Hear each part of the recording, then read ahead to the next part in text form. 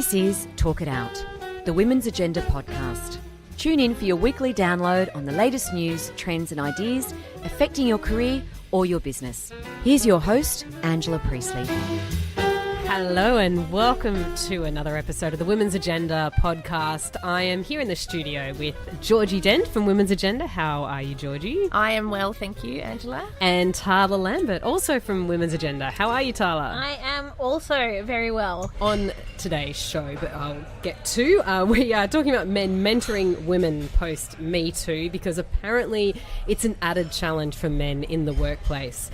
Also a little bit about sexism in sport and some of what we've seen in the commentary with the World Cup, of which Australia will no longer be in. It's been a very late night here as we're recording. So, but before I get to that, just wanted to remind you all that Women's Agenda goes out every day just before lunch. We're a free newsletter. You can sign up on our website, womensagenda.com.au. We have loads of great stories, many of them written by Tala and Georgie, and even the odd one written by me. I might not put the word great in front of it, but loads of content there and plenty of how-to stuff, great opinion pieces that we get from various contributors as well. And I also just want to make a mention of a playbook series that we're running thanks to our supporter, Charles Sturt University, where over 10 weeks we're looking at different tips for emerging leaders, and that's in the lead up to our Women's Agenda Leadership Awards, which are coming up on the 5th of October, and if you keep up to date with our website, you will see more information on that and how to enter. And it's for emerging leaders, which I think is what's really special and great about the program. Makes it quite different to other programs in that you don't have to already be there. You can be on your way up. And you also don't have to pay to nominate.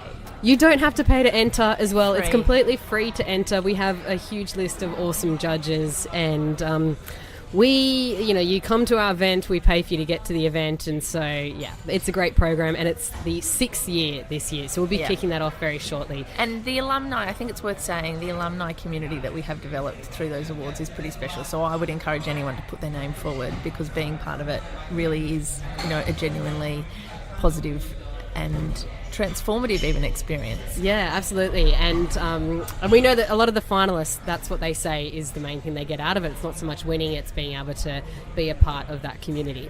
So I didn't intend on this turning into a big plug for our leadership awards, but you'll probably hear more about them over the coming weeks. So we will get to this week's discussion, and I'm going to start with a little bit of information that I've heard about things that have occurred since Harvey Weinstein and Me Too. So a little bit of information I picked up in Bloomberg this afternoon is that 417 executives and employees across different industry sectors have been caught up in Me Too, if I can call it caught up or caught out or whatever you want to call it. And I think those figures do refer to the US, so I'm not sure that they necessarily include some of the Australian examples that we've seen. Of those 417, 193 have been fired or have left their job. 122 have been put on leave or suspended, and 69 have faced no repercussions. But for all the other men out there, there have been repercussions, or at least for some men who are potentially thinking that they can no longer mentor women anymore because of Me Too, because God forbid, how can you be in the same room or alone with a woman or offering advice without something happening? So, and this comes off the back of some research that we got this week from Art of Mentoring, which found that the rate of men who say they're uncomfortable about working alone with women has jumped from 7 to 15% since Me Too September last year. So, Georgie, you've written about this today. What do you think is... this is just an added hurdle for men in the workplace, isn't it? Yes, it really is. Look, I have written about this today, and I have to say that as I turned my mind to it, as I read through this research, I didn't feel sort of an overwhelming urge to hold the hands of the men who are feeling this fear. And I think those numbers that you've just pointed out, the fact that it's 411. Okay, what is the global population? Are we looking... 417. Sorry, 417. Yeah, okay, 6 off. So 417 out of global population in excess of 6 billion people. I think we have to be realistic here. And of that group, as you said, Ange, was there 69 that have faced no repercussions? So I think we have to put that into context, that really the numbers are not that alarming. It's not as if it's not as if we've got thousands and thousands and thousands of individual men who have been unwittingly caught up in this sort of Me Too crosshairs. I just don't think that's an accurate thing to say. And also, I mean, well, on 7:30 on Monday night, Lee Sales was interviewing Ronan Farrow, who's the New Yorker journalist who was instrumental in breaking the Harvey Weinstein story. And she asked him specifically about this, and he said at that point that he hadn't actually seen any evidence to suggest this backlash, but that is actually different to what I've seen, because the Australian study from the Art of Mentoring shows that there is an increased fear. Sheryl Sandberg's Lean In organisation ran a survey in America that showed the same thing, that there are senior men in particular are feeling increasingly worried about mentoring women, about being alone with women. So... There's Mike Pence as well. Remember the Mike Pence thing about how he doesn't dine alone with women who are not his wife? Anyway, side story. I think we were talking about that before Me Too. Yeah. But the thing is, but what Ronan went on to say is that he actually doesn't think, as an individual, it is that difficult to maintain, respect and professionalism in a work context. And I mean, I have written this before and I stand by it. I just think that if you're not capable of not harassing, assaulting or abusing the women around you, you probably need to take a step back from your workplace. And I really don't have a lot of time for the argument that senior men, presumably senior men, that to me suggests that they're in a managerial role, that they're sort of high up, that they've been identified as a leader. Presumably somewhere along the line they've been identified as being competent in some way. If that competence doesn't extend to them being able to afford their co-workers respect, then I think there's something really wrong with the process of selection, because I don't think that should be that difficult. Do they need to leave the door open when having meetings with women? If that makes them more comfortable, go right ahead. Not in all contexts. I just don't think that it's necessary to have these sorts of rules in place. That men and women, they need to have the door open at all times. I don't buy it. I think that, we are grown-ups. I wrote this again today. I've been over it. Kids, my 5-year-old understands that you have your personal space. That if someone touches you, I don't like that, stop it. In kindergarten, they're taught you've got to keep your hands in your lap. Don't touch your friends, don't take their things, just keep your hands to yourselves. I don't think that's that difficult. Tala, do you sense that there's a growing cohort of men who are concerned about mentoring women, and what does that mean for women in the workplace as well, if we potentially miss out on these mentoring opportunities from men who might be concerned about being alone with us? Yeah, only really shady shitheads, really. I don't think that anyone who is doing things by the book and being professional has any reason to feel concerned. I've had really great male mentors. I've had really great female mentors. Have I ever felt uncomfortable in the presence of my male mentors? Absolutely not, because they've never crossed a line, and I think that line is so easy to decipher. It shouldn't be. It shouldn't even be a conversation, as Georgie says. I think, just act like a decent, human, and you'll be fine. I think it's interesting you said the kids thing, though, because obviously male teachers are told that they have to be a certain way with kids and especially female kids, but that's because there is a power differential as well, and in this case we're trying to prop it up as though there's a power difference between men and women, and these men have to open the doors because there might be hairy moments. It's like, well, we're all adults, just act like an adult, don't do anything weird or creepy and we'll be fine. Don't do anything weird or creepy. There's the rule for life. But I think on a more serious note, I actually think there is something quite sinister potentially behind this narrative, because I think that it does give, and I have written this before, I have had so many conversations with decent men who do say, oh gosh, isn't it scary how prevalent this is?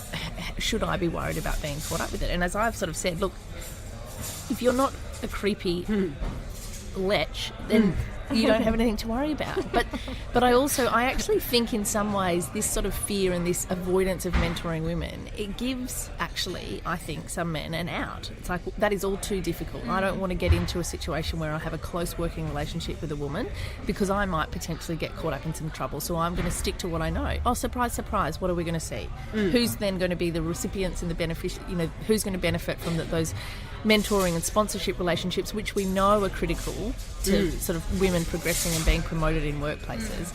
So I do, while I do kind of almost see a funny side of this fear, I do also see that it potentially is going to be quite harmful to women. I do think that it's an individual problem, but I think it's also an issue with workplaces in general, because a lot of workplaces and organisations have propped up a culture of bad behaviour and sexualised behaviour and have condoned it. I've worked in big corporates, big media corporates with guys that I wouldn't necessarily think are terrible, lecherous people, but they are subscribing to a culture that exists, and that's how they think it's that's how they think things are done, and that's an appropriate way to act. I'm not condoning that behaviour. I just think that workplaces have have a lot to do as well, and that there's a level of acceptance coming from workplaces perhaps Absolutely. to not call out this, and maybe that's what Me Too is doing, is that it's seeing more people call it out to possibly prevent it from happening, but also to go to individuals who might be getting close to crossing the line to steer them well back from it. Yeah, I think that is a very, very valid point, Tala, and you're right. And I actually recently was catching up with someone that I know, a female, who works in quite a male-dominated area, and she was saying how she left her last employer, and she didn't make a big deal about it at the time, but she said it was really blokey. And when she started seeing a new guy, she came in one day after a weekend away, and her desk was covered in condoms. Oh, gee. Wrapped up condoms, not used, but still revolting. And she said and she was just like, this was the kind of culture it was. And she said it was the one time she saw it and she thought, do you know what, I don't want to be the person who fights this. And she didn't take them on, she just resigned. Yeah. And, when she was telling me that, I just thought, isn't that just repulsive? But obviously it's an accepted culture. I just don't believe that one individual would sort of do that if it wasn't going to be broadly accepted. If they didn't think somebody else in their team would have a little laugh about that as well and find that amusing. Was that before Me Too or after? Or it was last year, so it was actually probably before Me Too. But I think it's funny because probably because of Me Too, she's sort of now in hindsight feeling quite disappointed that she didn't take it on. But as I said to her, you are a product of that culture as well, and she said she knew that they wanted her to cause a fight. It's almost like, well, we're baiting you. That's horrible. So okay. I think there is, though, that sort of dynamic keeps people quiet. And as I said to her, I'm not surprised that she's now in hindsight thinking I should have been tougher. But I also think that probably had she been tougher and had those conversations, I'm not sure that the outcome would have been necessarily ideal for her. Probably not. We have seen also, maybe the fact that she, I can't talk for her, but the fact that maybe she's sharing the story more might be a product of Me Too, in a sense that she feels open and comfortable to share it. But also I think we do see that across, because I mentioned the 417 executives and managers, and according to that New York consulting firm, and I assume they're people who are high profile, but I'm sure there's a lot bigger cohort there who could have been dismissed or gotten rid of, or perhaps people have dealt with it in some way because women have spoken up about their behaviour, but they're in smaller organisations. They're not as high profile. They don't kind of get captured up by a New York consulting firm to list them as one of their 417. And even we're definitely seeing this in Australia where people are taking a little bit more to social media to speak out. We saw it with a major accounting firm a few weeks ago where an anonymous letter was sent to 20 or so partners in the firm saying, hey, this has been happening to me here, and they've had to respond to that in different ways. So I think there is definitely more examples, and that's been the great thing about women speaking up, and perhaps we'll start to see even more of that. But when it comes to mentoring, I just think that you're right, Georgie. And I like how you've detailed it in your post today, just some really simple rules of engagement, perhaps, that shouldn't be that hard for the average, older person than a preschooler to figure out. That are presumably getting paid, Yeah. Yeah. far more than Paid most to have a of little us. bit of common sense, perhaps. This is a commercial break for Work It Out. We'll be back in a moment. But if you're interested in being a sponsor for Work It Out or Women's Agenda, just drop us a line and let us know. That's womensagenda.com.au. Moving along, so I want to move to sexism in sport. So we're halfway through the World Cup. We're about to get to the pointier end of the World Cup, and we've seen this World Cup a lot of really great female commentators, not just in Australia but also abroad as well, looking at some firsts for women. But we've also seen some pretty shitty behaviour and some great comebacks. So Tyler, you've written about this today, but where would you start? What you wrote that you actually feel good that you're seeing a lot of women actually hit back against some of the sexism that they're experiencing as commentators in sport. Yeah. Well, I think that is something to take away from this, is that sexism is 100% alive and well in sport. We can see it. There are so many examples of it already at the World Cup. You know, several reporters have been groped while on air. While doing their job, yeah. Exactly. Women being commentators being called out for their voice being too high pitched or over enunciating in the case of Lucy Zellick. But I do think that we can come away with some positive thoughts about this as well, because the reality is that a lot of this has been called out for the first time, where in decades past we would have just accepted it and laughed it off. Those reporters would have never come out and said anything. Certainly their employers, in the case of one of those women that was groped on air, who tweeted publicly and tweeted a picture of the man that had done it to the woman, that's an unprecedented move, and I think that's really something to feel very hopeful about, that everyone is standing up. Not everyone, but a lot of people are starting to stand up and speak out about these issues, and it's not just women, it's men as well. I mean, I've written about Piers Morgan standing up for sorry, her name has just slipped past me, but the UK British, who's been accused of having Vicky a high-pitched voice. Yeah, so Vicky Sparks was accused of having a high-pitched voice by a former pro footballer on breakfast television in the UK a couple of days ago, and Piers Morgan, although he has had some particularly contentious views in the past, of all people to be defending exactly, you, but fair play to him. Exactly, but I mean, it's the same case of when we get people like Andrew Bolt coming out and defending certain things here. It's the same case there when you get high profile, typically controversial figures like Piers Morgan standing up and going, "This is not okay." It's encouraging. You can come away with a bit of hope from that. And I am, and I think also the example of the State of Origin over the weekend, the Women's State of Origin, where with the two kiss. women from the opposing teams kissed at the end, and you saw some really just stupid comments about that. People saying that should be for the locker room. We wouldn't see two men doing that, but then we saw the NRL actually tweet it saying, "Hey, welcome to this is 2018. If you'd like to, we look forward to you actually joining us." Yeah, in and 2018 if we're going to at some see point. Cooper Cronk and his wife, embrace and kiss on camera after a game, why can't we see this? And yeah, look, I think the NRL have played that so well, and it's such a nice thing to see from, as I said, from a sporting code that has had a pretty black history. So I do think that there's some good things happening. And what do you think, G? Yeah, look, I do think that women's sport and women in sport are two areas where there is genuine growth, I think, in terms of the actual, the sports themselves and the opportunities that are being provided to women are sort of growing in an unprecedented fashion, and I think they're finally being given. Obviously, it's not nowhere near equal yet, but they are being given airtime, they are being given more money. I think that is all moving in a really positive direction, and I think that the flow-on effects of that are only going to be positive in terms of what it does for spectators, what it does for younger kids looking up. And then I do think that, there's the commentary and stuff around Lucy Zellick has been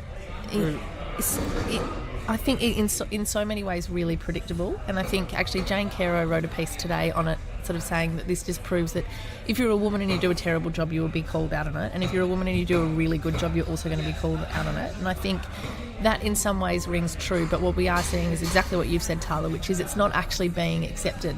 It is not being condoned as this is an okay way to treat a female commentator who, I think, and it's not even just tokenistic, there's been consensus that she has done an incredible job. And because she's over-enunciating or going to the effort of trying to get the names of players correct, people are calling it out. It's just, But, in saying that, she was on ABC Radio National this morning, and she got asked about this question, and she made the point that, like, you can keep criticising her, but she's not going to read it. Yeah. Which I just love. She made a point of going, no, I'm not going to sit there and read what people are saying about me on social media, which suggests that she was expecting it, which is sad and unfortunate. But at the same time, I loved hearing her say that, because it was just like, whatever, I just don't care. I'm here to do my job.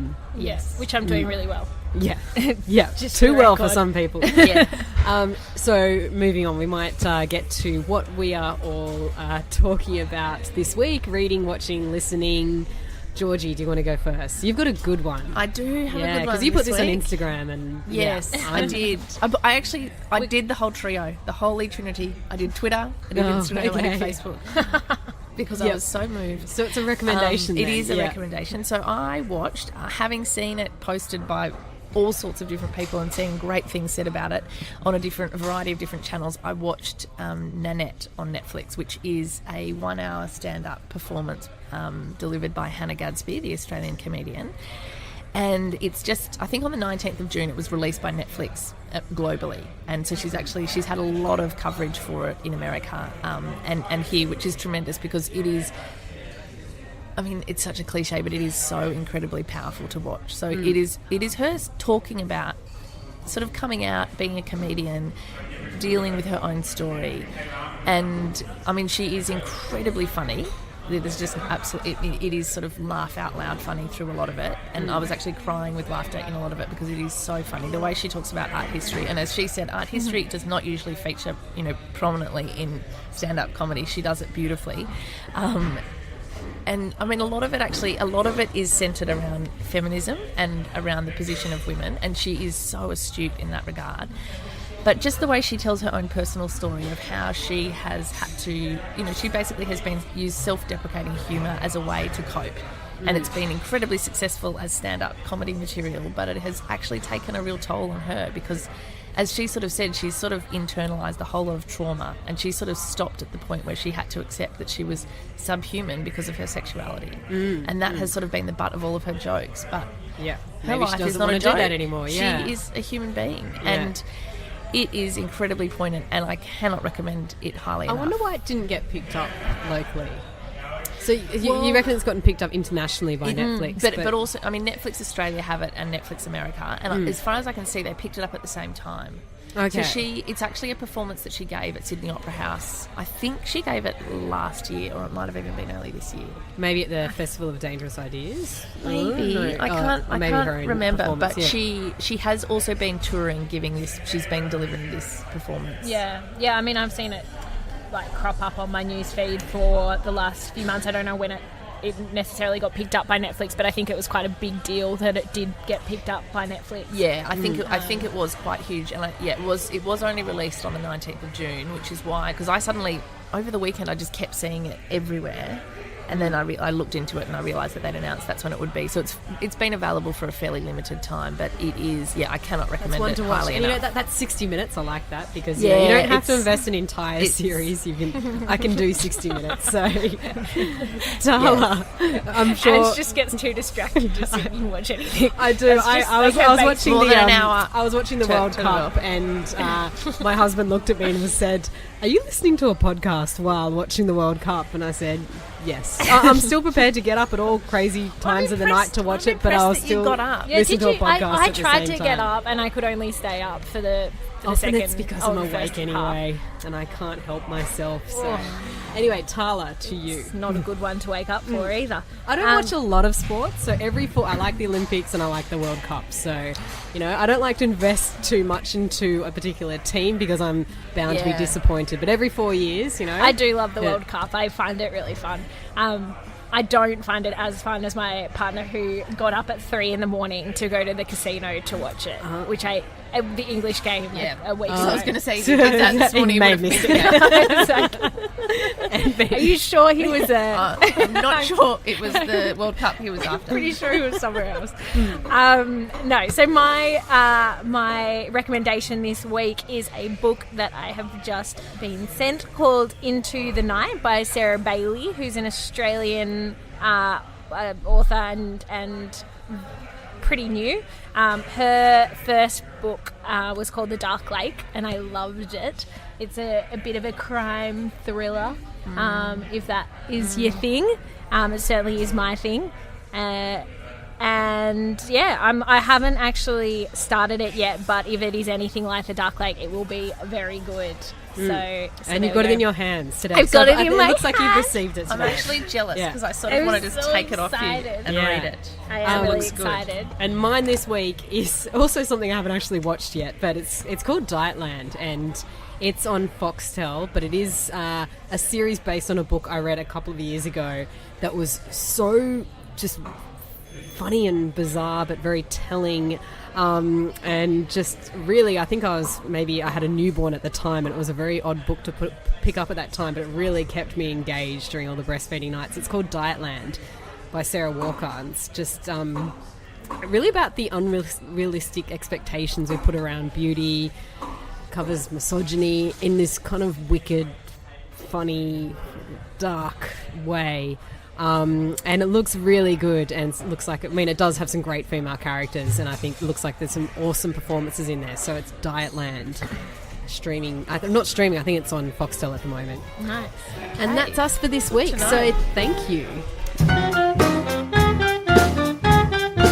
That's a wrap for Talk It Out, the Women's Agenda podcast, powered by Eagle Waves Radio. Don't forget to like us on Facebook, follow us on Twitter, and jump on the website for more amazing shows. Catch you next time.